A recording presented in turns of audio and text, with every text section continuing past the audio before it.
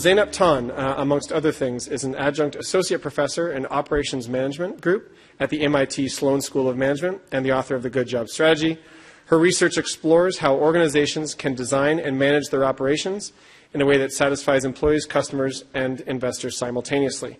She's received several awards for excellence in teaching, both at HBS and at MIT. She was named one of the world's best 40 business school professors under the age of 40. And more importantly, she is the proud mom and our most recent fellow edition here at the MPI. She'll be joined on stage by Roger for 10 minutes, and then we'll turn it over to questions from the crowd. Without further ado, Professor ZeynepTon.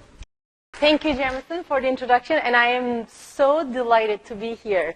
I met Roger about almost 2 years ago, and it was the best thing that happened in a long time.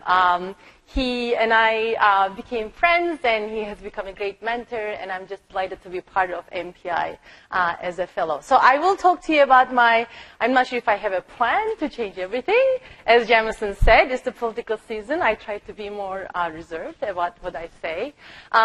But I will talk about the possibility of offering good jobs to employees, great value and service to customers, and great returns to investors in an atypical industry, low-cost retail.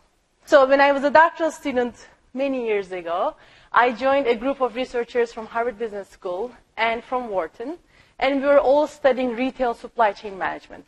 So a bunch of academics in operations management, we said, retailers have great data.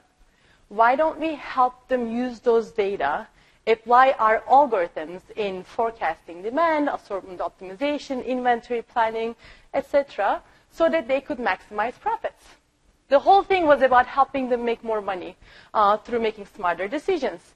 Then one day, during one of our conferences, the CEO of Office Depot at the time, he raised his hand and he said, you know what, you bunch of academics, you're so interested in theories, on analytical tools, but guess what? Oftentimes, I have the right products in my store.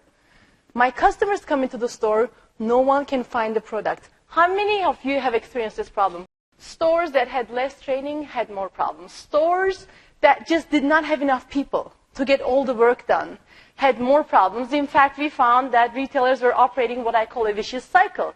So the vicious cycle starts with the mentality that people are just a cost, and we should minimize that cost.